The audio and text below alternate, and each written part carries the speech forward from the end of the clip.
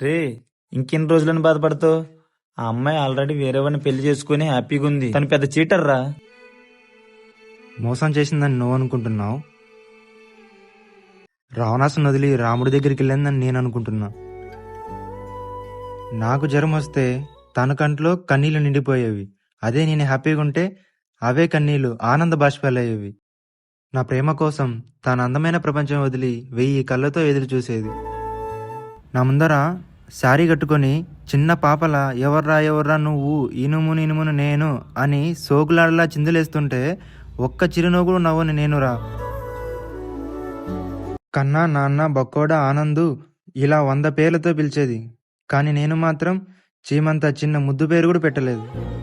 ఏ అమ్మాయికైనా ఇలాంటి చిన్న చిన్న ఆనందాలే కదరా మనం ఇవ్వాల్సింది. తను మోసం చేసి వెళ్ళిపోలేదురా. తనకు కావాల్సిన ప్రేమ నేను ఇవ్వలేకపోయినా అంతే.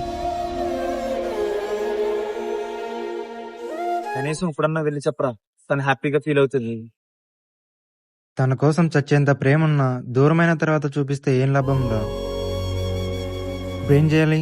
మూవ్ ఆన్ అవ్వాలి. చార్మినార్ మా మొదటి జ్ఞాపకం.